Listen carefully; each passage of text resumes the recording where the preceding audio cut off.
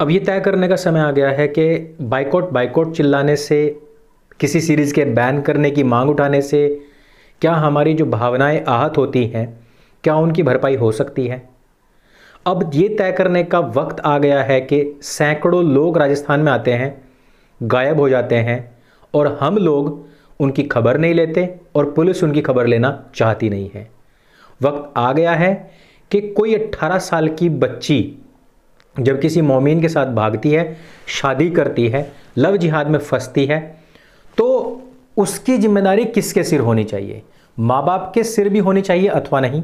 हमारे शिक्षा तंत्र के ऊपर, हमारे सरकारी तंत्र के ऊपर होनी चाहिए अथवा नहीं? ऐसे समय परिवार का साथ दिया जाना चाहिए अथवा नहीं?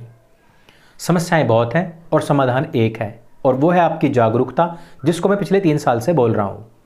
तांडव के ऊपर तांडव आज हिंदू समाज ने मचाया हुआ है, और इसका कारण क्या है, इसकी वजह क्या है, ये तांडव बनी क्यों, ये तांडव बनाने की उनकी हिम्मत पैदा कैसे हुई, इसके सब के पीछे हम हैं। तांडव का बाइकआउट करने की मांग उठाना, व्हाट्सएप पर, ट्विटर पर एक आधा ट्वीट कर देना, मैसेज फॉरवर्ड कर देना, इनफ हो जाएगा? मेरे हिसाब से तो नहीं होगा। शुरू से शुरुआत करते हैं, मतलब बिल्कुल शुरू से समझते हैं। मेरे गांव की बात है, तकरीबन 15 साल पहले एक सफाई कर्मचारी था और एक बुजुर्ग महिला को बोल रहा था कि आपके पोते ने मुझे गाली दी है। प्रॉब्लम ये नहीं है कि गाली दे दी है, गाली सुनना ये सब काम हमारा डेली का काम है, रोजाना का काम है। लेकिन एक सभ्य परिवार, एक पढ़ा लिखा परिवार, एक भद्र परिवार, उसका अगर बच्चा गाली देता है तो ये ज़्यादा शर्मिंदगी की बात है। आप यकीन नहीं करेंगे, वो दादी घर आई और उसने ये बात घर बताई और उस पोते की उस दिन खूब पिटाई हुई, और पिटाई ही नहीं हुई, उस दिन के बाद उसने गाली भी देनी छोड़ दी। मतलब सभ्य तरीके से रहना, गाली ना देना, ये सब चीज़ पहचान थी पहले सभ्य परिवारों की, भद्रजनों की। ये पढ़े लिखे लोगों की पहचान होती थी कि वो लोग गाली नहीं देते हैं। अगर आप थोड़ा ध्यान दें, और कुछ जो डिबेट में लोग आते हैं तो वो कहते हैं कि गाली तब दी जाती है जब आपके पास कोई आंसर नहीं होता है। गाली मतलब एक पर्याय इस प्रकार का था कि जो बिल्कुल गंवार लोग होते हैं, बूरिश होते हैं, जो अनपढ़ होते हैं, जाहिल होते हैं, गाली उनकी पहचान है। लेकिन आज की तारीख में गाली किन लोगों की पहचान है? मैं जितनी वेब सीरीज़ देखने की कोशिश करता हूं, उनको बीच में बंद करना पड़ता है क्योंकि उसमें गाली गलौच होती है। अभी मैं एक वेब सीरीज़ देख रहा था, हॉस्टेज। 18 साल की लड़की जो कि प्रेग्नेंट है, प्रेग्नेंट होने के साथ साथ वो इतनी गंदी गंदी गालियाँ भी देती है।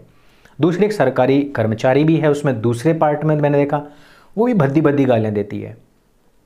यानी कि गाली जो है वो प्रचलन बनाया गया है महिलाओं के द्वारा। अच्छा, इसमें आपको एक चीज़ और नोटिस करनी पड़ेगी कि गालियाँ सारी की सारी महिलाओं के ऊपर है, और महिलाओं के लिए आवाज़ उठाने वाले लोग जो यहाँ तक की बात करते हैं कि महिलाओं को भी खड़े होकर ही पेशाब करना चाहिए, वो लोग जो कहते हैं कि महिलाओं को पुरुषों की बराबरी में आना चाहिए और उनकी तरह सिगरेट पीनी चाहिए, शराब पीनी चाहिए, वो लोग कहते थे कि महिलाओं के ऊपर ही गालियाँ बनी हुई हैं, और जो लोग इस प्रकार की गालियाँ देते हैं उनके अंदर की जहनियत ये बताती है कि महिलाओं के प्रति उनके विचार क्या हैं। लेकिन उसी गैंग के लोग, अनुराग कश्यप की मैं बात कर रहा हूँ, और इस तरीके जितने भी लोग हैं, इन्हीं गैंग के लोग जितने भी हैं, उनकी सबकी फिल्म और जितनी भी वेब सीरीज़ हैं, इन सब के अंदर माँ बहन की बुरी बुरी गालियाँ दी जाती हैं, और अधिकतर महिलाएं भी गालियाँ देती हैं। तो अब क्या होगा? ये डबल स्टैंडर्ड यहाँ पर एक्सपोज हो जाता है। यानी कि जो चीज़ें आपको करने के लिए कहेंगे, उस ई चीज का विरोध वो लोग अपने प्रेजेंटेशन में कर देते हैं। अब आते हैं इस्लाम के ऊपर। इसी वेब सीरीज हॉस्टेज में ही एक आतंकवादी है जो कि सर्जन भी है, और उसका नाम नबी है। लेकिन यह ब्लास्फेमी नहीं है। जिस समय पर पृथ्वी सिंह कहता है कि मेरे लिए तो तुम ही खुदा हो, तो वो कहता है ये ब्लास्फेमी है, तुम मुझे जहन्नम भिजवाओगे। यानी डायरेक्टर प्रोड्यूसर एक छोटी से छोटी चीज का भी ध्यान रखता है। पृथ्वी सिंह नबी को, असगर नबी को कह देता कि तुम आज मेरी नज़र में तुम खुद खुदा के बराबर हो, क्योंकि वो उसकी वाइफ को बचाने के लिए आया था, और बस बात यहीं ख़त्म हो जाती। असगर नबी को ये कहने की क्या ज़रूरत थी कि ये ब्लास्फेमी है और तुम मुझे जहन्नम में भिजवाओगे, क्योंकि ये बहुत बारीकी से ध्यान दिया गया। इस्लाम की भावनाएं आहत ना हो जाएं, इस बात का ध्यान दिया गया। गालियाँ, जो कभी ट्रेंड में नहीं थी, वो बनाई गई स्टैंड अप कॉमेडियंस के जरिए। फिर उसके बाद में यूट्यूबर्स आए और उन्होंने वाइन्स बनाई और फिर बनाई गालियों के ऊपर खूब सारी खचाखच वीडियोस। शुरुआत में आप लोगों ने हेडफोन लगाया, ईयरफोन लगाया, लेकिन साथ ही साथ धीरे धीरे आपने अपने भाई को, अपनी बहन को, सबको बताया, सबने देखा, मजे लिए। अब टीवी पर चलता है, सब लोग आराम से बैठ करके साथ साथ देखते हैं। यानी कि जो सभ्यजन, भद्रजन जो परिवार थे, पढ़े लिखे जो परिवार थे, उनके बीच में भी गालियां आम हो चुकी हैं। अब जब एक दिन चेहरे के ऊपर ब्लू क्रॉस लगा करके मोहम्मद जीशान अय्यूब नाम का मुसलमान, जो कि टुकड़े टुकड़े गैंग का बहुत बड़ा सदस्य है, कन्हैया कुमार, शेला का, इन सब का बहुत अच्छा दोस्त है ये जब आकर के खड़ा होता है स्टेज पर वही स्टैंड अप कॉमेडियन करने के लिए और खुद को भोलेनाथ शिव बताता है, और वहाँ पर वो उनका भद्दा मजाक बनाता है और भद्दी भद्दी गंदी गंदी गालियाँ भी देता है इंग्लिश में। तो अब आप लोगों को समझ ही नहीं आता कि चल क्या रहा है, हो क्या रहा है। मतलब इससे पहले आपका ब्रेन वॉश कर दिया गया कि हिंदू नाम की कोई चीज़ नहीं होती है, हिंदू का कोई अपना उनका कोई जमीर नहीं होता है, ये सब तो जातियां हैं, जाट कोई हिंदू थोड़ा ही ना, ये तो एक अलग ही कौम है, गुज्जर कोई हिंदू थोड़ा ही ना, ये तो अलग ही कौम है, राजपूत थोड़ा ही ना, ये तो अलग ही कौम है, ये तो ब्राह्मण है बस 3%, बाकी तो हिंदू है ही नहीं। और उसके साथ ही साथ आपके जो देवी देवता हैं, जो आपकी मान्यताएं हैं, जो आपकी आस्थाएं हैं, उन सब का मजाक बनाया गया और उन सबको आपने धीरे धीरे धीरे धीरे पहले ही पी रखा है। अचानक से जीशान अय्यूब आता है तो आप तो हूटिंग करेंगे ही। तो यानी कि जिस चीज की एक्सेप्टेंस आपके दिल में नहीं थी, उसको लाने में पिछले 5-10 साल में बड़ी मेहनत की गई है और वो आपके दिल में उतर गया। अब कुछ लोगों ने शोर मचाया, तो अब क्या है कि सारे लोग ट्विटर पर पिल गए हैं, इसका बायकॉट करो, इसको बैन करो, जावड़ेकर जी इसको बैन करो। क्या आपने कभी सुना है कि मोहम्मद बिन अब्दुल्ला यानी कि इस्लाम के संस्थापक, जो कि एक व्यक्ति थे जिन्होंने जन्म लिया, क्या उस व्यक्ति के ऊपर इस प्रकार की मजाक बन सकती है? अली अब्बास जफर जो कि डायरेक्टर हैं, प्रो पाकिस्तानी हैं, पाकिस्तान से प्रेम के ऊपर उनके बहुत सारे फिल्में हैं जो ओत प्रोत हैं, भरी पड़ी हैं। सैफ अली खान जो बिल्कुल पूरी तरीके से एंटी हिंदू है। मोहम्मद जीशान अय्यूब जो कि पूरी तरीके से एंटी इंडियन नारेबाजी करने वाले लोगों के साथ में खड़ा हुआ है। वो आज़ादी आज़ादी के नारे अपनी फिल्म के अंदर दिखाता है, जो कभी मुसलमान नाम की पाकिस्तानी मूवी के अंदर लगाए गए थे। सारे वीडियोस आप टेलीग्राम ग्रुप पर देख सकते हैं, जिसका लिंक मैं पिन कमेंट में दे दूंगा। स्लोली स्लोली आप लोगों के भीतर सब कुछ उतार दिया गया। चलो एक और बात करते हैं। आपने कभी देखा है कि महिलाओं को अर्धनग्न रहने के लिए प्रेरित करने वाली महिलाएं खुद साड़ी में रहती हैं? बिंदी को पैट्रियार्की बताने वाली खुद बड़ी बिंदी लगाती है, बड़ी बिंदी गैंग। आगे पहुंचते हैं। क्या जीशान को यह नहीं पता था कि जब मैं इस प्रकार की मजाक बनाऊंगा तो हिंदू की भावनाएं आहत होंगी? क्या जफर अब्बास को नहीं यह बात पता थी? बिल्कुल पता थी।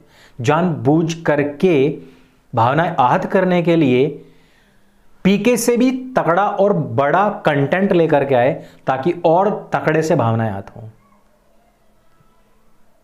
समझ आया? धीरे धीरे धीरे धीरे पिन टेस्ट करके देखते हैं। पहले आपके आस पड़ोस में आते हैं, गाली गलौज करते हैं, आपने नहीं रोका तो बुलाते हैं, फिर भी नहीं रोका तो हत्याएं कर देंगे, फिर भी नहीं रोका तो आपका इलाका ही पूरा खाली करवा देंगे। ये पिन टेस्ट होता है। स्टार्टिंग कहाँ से होती है, वैसे ही हुआ है। चलो नेक्स्ट बात पर पहुंचते हैं। आपने टोपीधारियों से कभी सुना होगा कि कुर्बानी हमेशा बकरे की दी जाती है, शेर की नहीं। खैर शेर की कुर्बानी देना तो देखो किसी के बस की बात है भी नहीं, लेकिन क्या आपने कभी ध्यान दिया कि कुर्बानी हमेशा बकरे की दी जाती है, बकरी की नहीं। बकरी की इसलिए नहीं दी जाती है क्योंकि वो बच्चे भी देती है और वो दूध भी देती है, लेकिन ये चीज़ तो गाय भी देती है और बकरी से ज़्यादा दूध देती है, और बहुत सारे मामलों में, गुणवत्ता के मामले में बकरी से ज़्यादा गुणवत्ता का दूध देसी A2 टाइप गाय का होता है, लेकिन गाय की कुर्बानी दी जाती है। उसका कारण है तुम्हारी आस्थाएं। अच्छा पता है आपको अरब इतना मरुस्थलीय क्यों है? क्योंकि वहां पर गाय नहीं थी, क्योंकि वहां पर बकरियां थी। और गाय का जो अपशिष्ट है, गौवंश का जो अपशिष्ट है, उससे बहुत अच्छी खेती हो सकती है। और जो आप लोगों का खाद पेस्टिसाइड जो लगता है, वो सारा पैसा भी बच सकता है। प्लस आपको उस अन्न से, जो कि यूरिया पेस्टिसाइड से जो आता है, उससे जो बीमारियां होती हैं आप उससे बच सकते हैं। प्लस आपके खेत में आपको कम पानी डालना पड़ेगा। कितने सारे बचाव हैं, और आप के ऊपर जो कर्ज है, कर्ज से तो आप बचते ही हैं, वो तो बहुत जाहिर सी बात है। और अब तो जैविक खाद से उगाया हुआ अन्न जो है वो काफ़ी महंगा भी बिकता है, ये भी बात है। क्या आपको पता है कि इस प्रकार से गायों की मजाक बनाना और हिंदुओं की मजाक बनाना और गाय के कटान के लिए गवाही देने वाले, वकालत करने वाले लोग खुद क्या करते हैं? खुद वो जैविक पदार्थों का ही सेवन करते हैं।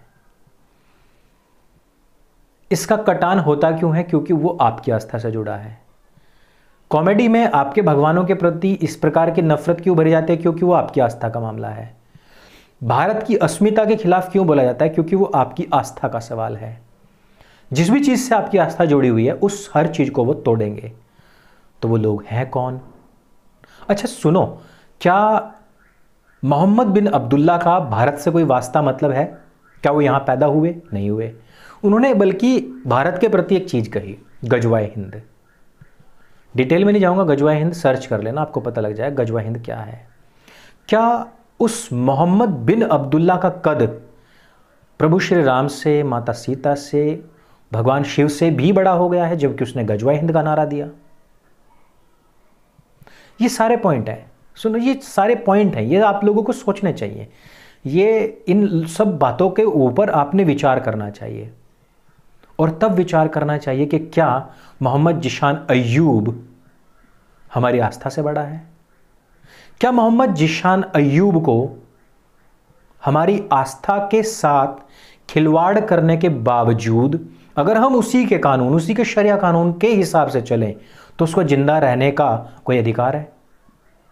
सोचना चाहिए, सोचना चाहिए, है नहीं? बात तो हर पर्सपेक्टिव पे करनी चाहिए ना। कमलेश तिवारी की हत्या हुई, शार्ली हेब्दो में 12 लोगों की हत्या हुई, हजारों अन्य लोगों की हत्या हुई, ब्लास्फेमी के नाम पर पाकिस्तान के अंदर गैर मुसलमानों की हत्याएं हुई। अभी कोर्ट में एक मुसलमान की ही हत्या हुई, हालांकि वो मुसलमान मानते नहीं है उसको, उसकी हत्या हुई। क्या मोहम्मद के ऊपर इस प्रकार की कॉमेडी बने तो वो ब्लास्फेमी में आएगा? क्या उसकी हत्या हो जाएगी? क्या भगवान शिव के ऊपर इस प्रकार की कॉमेडी करने वाले को हम ब्लास्फेमी में ले सकते हैं? क्या शरिया के हिसाब से जिशान को सजा दी जानी चाहिए? शरिया में आप लोगों के भगवानों के प्रति कोई आस्था है ही नहीं। जो पिन टेस्ट वो लोग आप लोगों का पिछले 800 साल से कर रहे हैं, जो अजान करते हैं, उसी में वो कह देते हैं कि हमारे यहाँ पर तुम्हारा कोई स्थान नहीं है, और मोहम्मद जिशान अय्यूब उसी सुन्नत को अदा कर रहा है। जाओ सो जाओ, नहीं होने वाला है तुम्हारा कुछ। इंदौर में जब चिल्ला करके एक महिला कहती है कि हिंदू मुस्लिम भाई भाई, वहीं से पता पड़ जाता है कि तुम्हारी नींद किस लेवल की है। वहीं से पता लग जाता है कि तुम्हारे अंदर की शिक्षाएं किस लेवल की हैं। वो महिला जहां कहीं भी हो, उससे मैं पूछना चाहता हूं कि हिंदू मुस्लिम भाई भाई है तो ये क्या चल रहा है, और ये चल रहा है तो वो क्यों नहीं चल रहा है? समझ रही हो ना मैं किस चीज के ना चलने के ऊपर की बात कर रहा हूं? ये अफीम है जो आप लोगों ने चाटी हुई है, जो आप लोगों को चटाई गई है आपकी बुक्स के माध्यम से।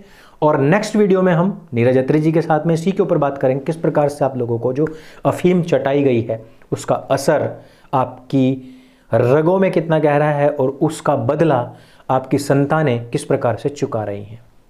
इस वीडियो में सिर्फ इतना ही। बाइकआउट कीजिए, बैन कराइए, जो भी मर्जी है आप वो कराइए, लेकिन उससे पहले आपका नींद से जागना बहुत जरूरी है।